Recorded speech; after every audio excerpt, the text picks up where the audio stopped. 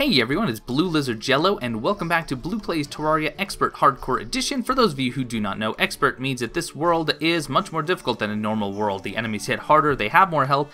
I have the potential for better drops, however, and Hardcore means that then when this character dies, this character dies. That is it. No more. No more blue. Sad but true. Anyway, so this episode's going to be a bit disjointed, because I wanted it to be mostly a building episode, but I was interrupted during building by a couple of events that you're going to see here.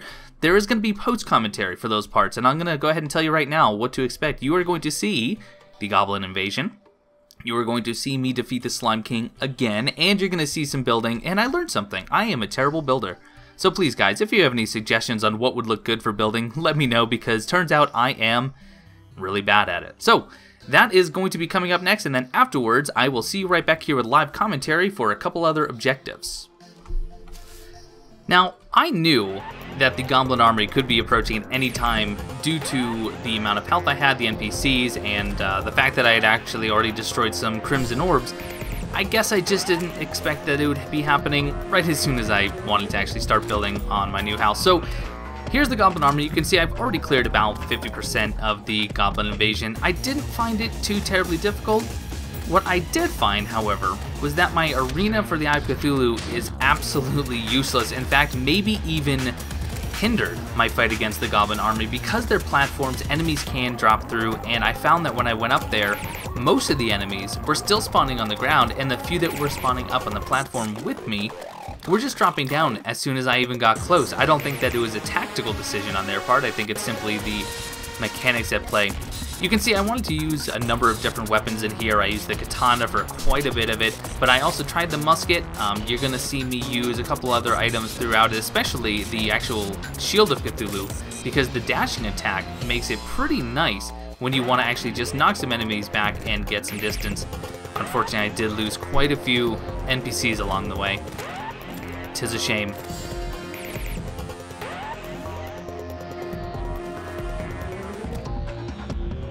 I don't know what all of your experience is with the Goblin Army, but I find that the only ones that were truly a pain were actually the Goblin Archers. Even the Warriors, with as much health and knockback resistance as they had, it was these guys that were just absolutely a thorn in my side. Because once you get close, especially when they're in a group like this, if you can't kill them all quickly, if I had Jester's arrows or some other piercing weapon, that would have been helpful. But they can just keep knocking you back, and I actually came somewhat close to dying. You can see here, I finally got them all lined up in the house, and I'm almost completed the Goblin invasion, but I definitely got below 100 health more than once during this fight, and that got a little bit scary. Just about ready to wrap it up. I didn't get any drops from this Goblin invasion other than spiky balls and money, which I got a good amount of money for, which is great and all, but I didn't get the harpoon, I didn't get any of the other drops that are possible, which is unfortunate. But the nice thing is, and you'll see this at play later on in the episode, because I've now defeated the Goblin Army, the Goblin Tinkerer is now somewhere in the caverns, which is excellent. We'll be finding him later on. And now we move directly into the building phase, and I'm going to preface this by saying I'm awful at building. I think I already mentioned that in my introduction to the video. I can't build. I'm not a very creative person, and I just don't know what will look good, so I kind of do my best. Hopefully you guys will have some tips for me in the comments of this video. This is just me kind of sprucing up the elevator a little bit. You can see I added the ultra bright torches, make sure that I have stone on either side, and I don't know, it's just, I guess, a little bit nicer to look at than just the plain opening with dirt on either side.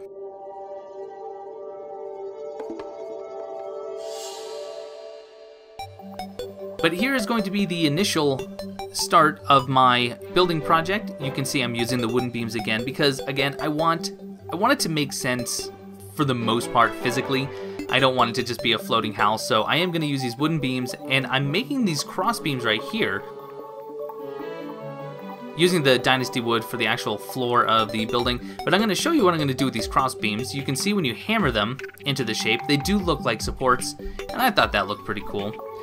Sadly, this is probably the thing I'm most proud of. Now beginning to actually expand the building using a mixture of gray bricks, which are made from stone at a furnace, and also combining the Dynasty wood with it. Also kind of smoothing out the corners just to give it less of a sharp, blocky feel. Although it still ended up feeling pretty blocky in the end of it. Also, something that I learned the hard way, when you don't have something to measure the amount of blocks that you're using, like the ruler that you can buy from the Goblin Tinkerer later on, it can be really difficult to gauge exactly how many blocks you need to be placing, and you can see some of the platforms I've used were actually for measurement purposes. By the way, glass platforms, absolutely one of my favorite new building materials. I didn't know that it was even a thing, to be quite honest. But amidst all this building, I actually ran into yet another complication that wasn't the Goblin invasion. This time, maybe a little bit easier to deal with, but this time I had this slime event. Not our first, I believe this is actually our third time with slime falling from the sky, or maybe the second time I actually spawned the king with the slime crown. I'm not going to make you sit through the entire slime event, I just wanted to show you just a little bit of it. It does take fewer slimes to kill to get the king slime to awake. I believe it takes only 75 for any subsequent attempts. The first time you need to kill 150 slimes. But here we go. Here is the king slime, and I am happy to say that the loot that I got at the end of this fight was better than it has been previously. Now I got the slime hook, and that's excellent, but you'll see exactly why I was excited when I finally got this treasure bag.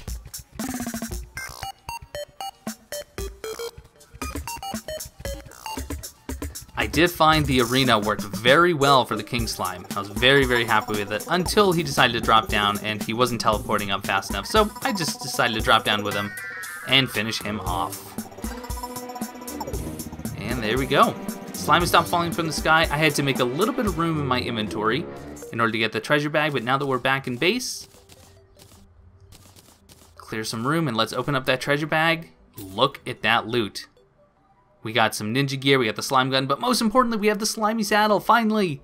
We have our first mount, and it is the slime mount. It is one of my favorite mounts, and I wanted to do a test here to see, can I combine this with the frog leg? Can I combine it with the cloud in a bottle?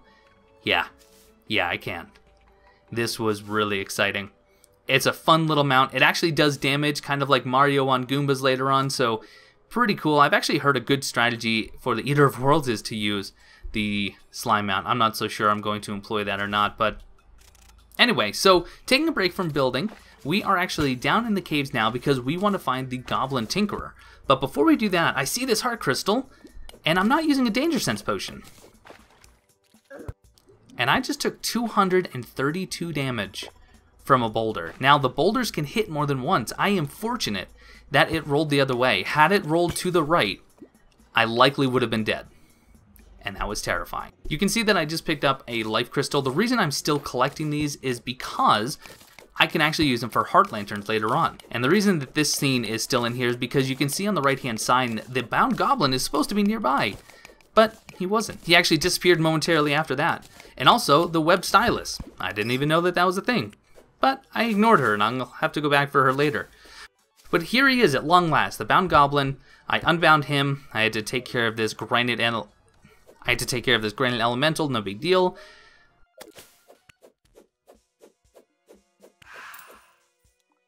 And taking a look at his wares, even though I believe his inventory is static, not entirely sure. But we have to actually go back and build him a house because he doesn't have any place to live. And until we do that, he's just going to stay down here in the cave. So let's get this heart crystal. Let's get out of here. And let's go ahead and build him a small house. I'm actually not going to show that building project. I'll just show you the completed house.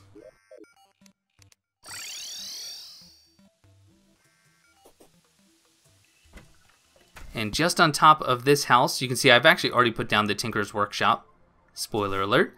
But I had him spawn in here. I also got the Demolitionist, which is good, because we had some NPCs die previously. And here I'm going to go through just a little bit of reforging, trying to get some added defense. And you can see right now, I have 25 defense. So we're going to go through a little bit, see what we can get with some of our items. I'll take armored, not bad. There we go, up to 30 defense, which is excellent.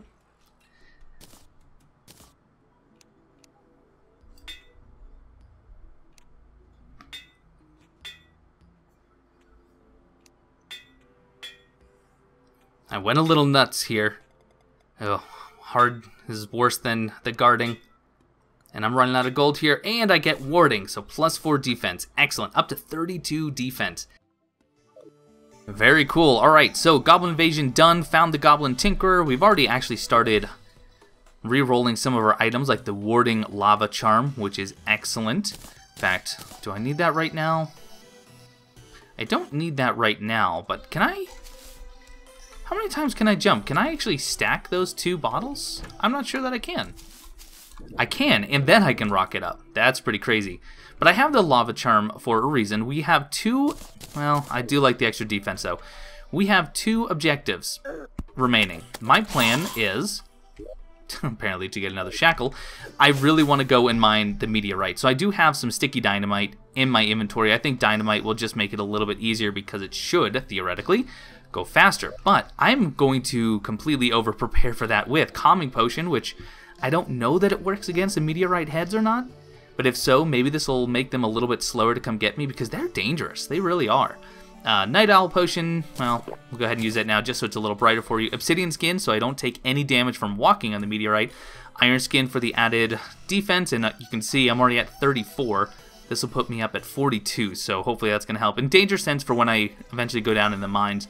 Also, I did get the Golden Bug Net as a drop from the Angler. I actually turned in one of his quests that was relatively easy, and he gave me the Golden Bug Net, which is really cool. I didn't know what it did at first, but now I know that I can run around and just swing. Oh, by the way, I harvested a lot of sand.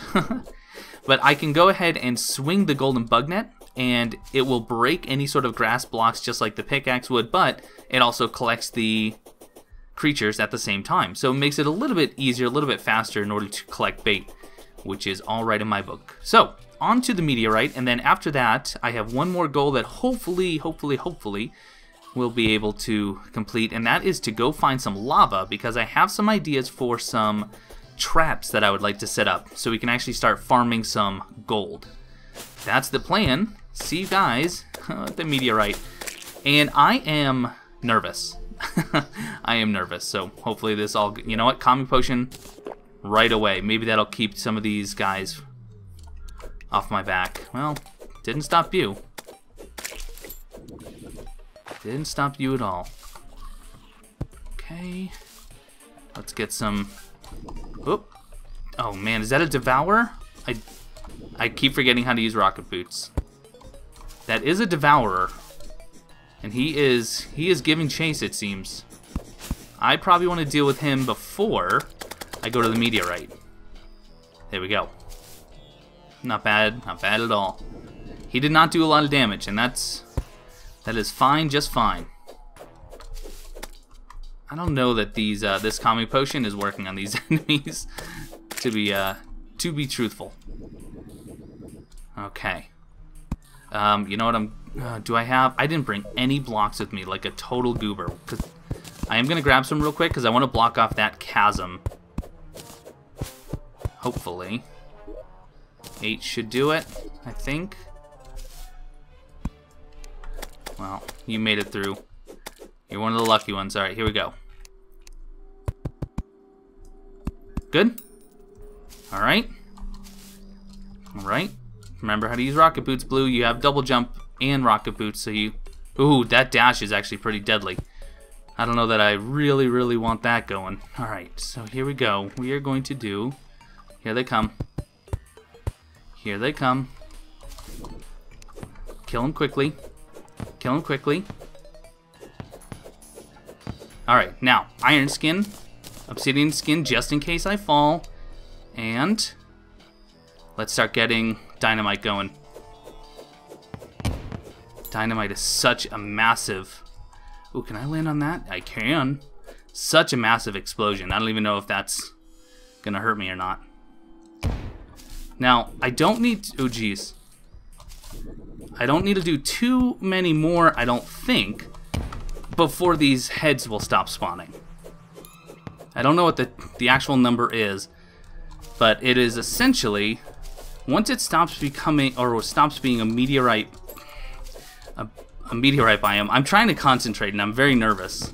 I don't know if it's showing or not, I'm sure it is. but I'm not doing a great job with the rocket boots. All right, that might actually do it. Not quite. Can I can mine this though. So now it's just going to be mining, and I do have some sticky bombs, which we may end up using. I'm not sure. Let's get them on my hotbar quickly, quickly, quickly. Things are coming. All right, I don't think calming potion does a lick of good. There we go. Good shot. You know, let's go ahead and drop one here, and then we'll drop one here. All right, this is going well. Going well. How about, let's see, do we want another one? Sure, why not? Why not? Oh, didn't see that guy. Didn't see that guy. Ooh, my goodness. Look at the damage. Just to be safe, I am healing right away.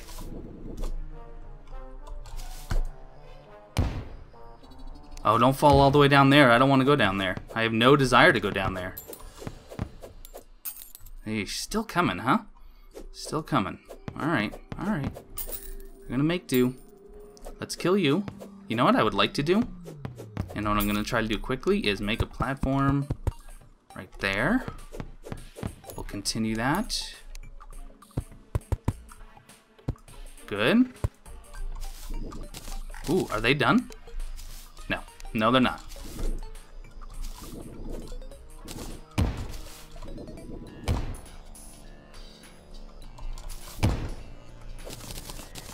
But they should be soon. They should be soon.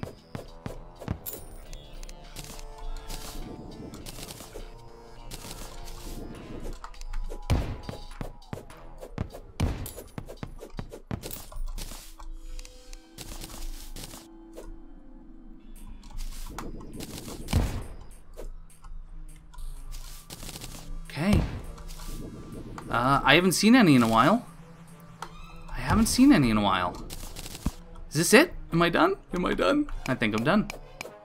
Alright, well, I think that I can safely say that the meteorite heads are done spawning, I believe.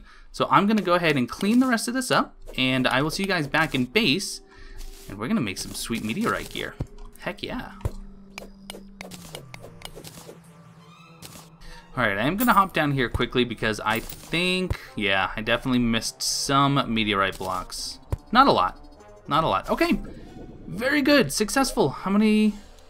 259? I think that's going to be enough for full meteorite armor, guys. See you back at base. By the way, since I just used the magic mirror, I would love to point out, and I'm sorry, I forgot to write down your name.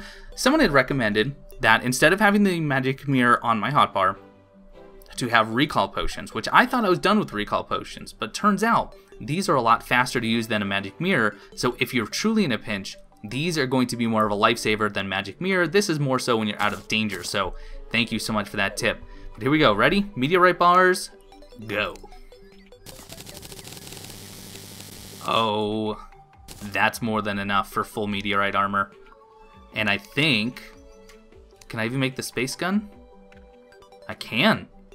Can I make it all? All right, here we go. Meteorite helmet. Meteorite chest.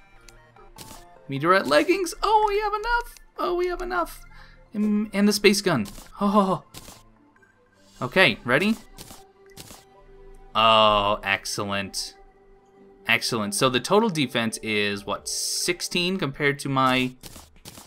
So it's an extra 1 point of defense. It's not a whole lot, but it also has 7% increased magic damage across the board, so 21% extra magic, which I don't really use anything magic right now, but it also means that my space gun...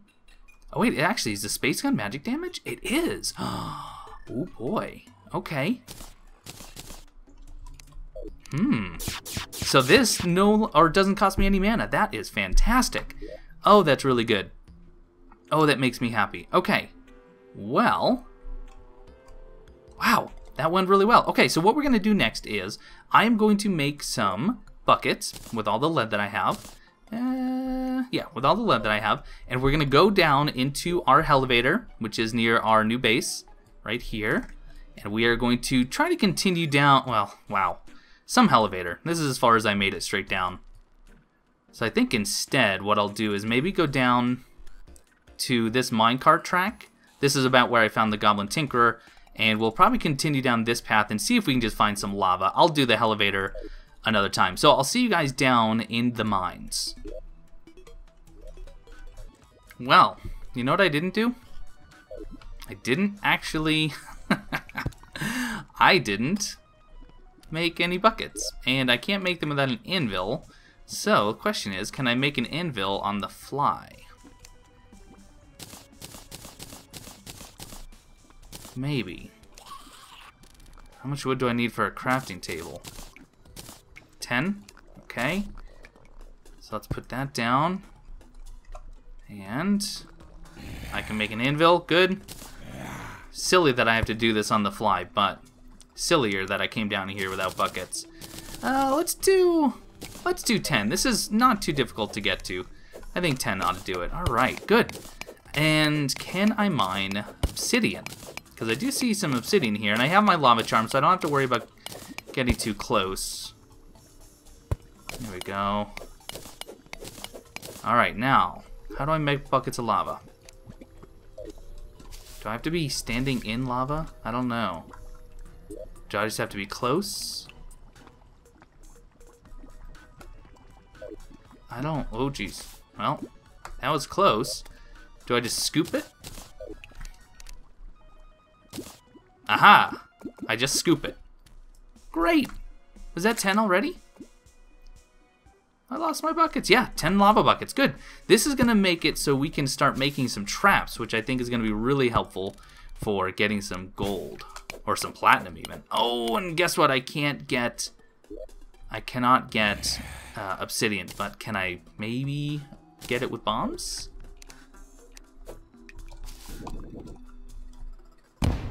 It seems that I can. Oh, boy. Okay.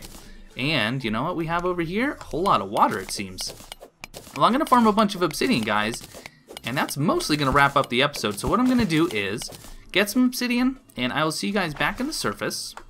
Oh, geez, I just caused a big old flood, but that's okay. And, yeah, we'll kind of recap the episode, and that's where we will end it.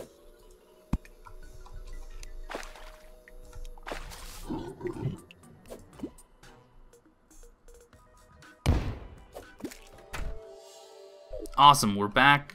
We have obsidian. I know that I can make the obsidian skull, which will make it so I can walk on hellstone and meteorite and all that. What else can I do with obsidian? I know that there's obsidian skin potion, but obsidian... So there's armor, but I don't think the armor is very good. It doesn't seem very good. Obsidian chest, obsidian bricks, obsidian skin, demon torches, which are kind of cool. So what's obsidian skin? Fire blossom, water leaf, obsidian. Yeah, that's not too bad. Although fire blossom, I think, is hell only. And then the obsidian skull, which we will certainly be making, because we can actually combine that with our horseshoe, I believe. I think that's what we can do. So, and I just need a furnace. Cool, so let's take our obsidian back. Let's make an obsidian skull, add it to our lucky horseshoe.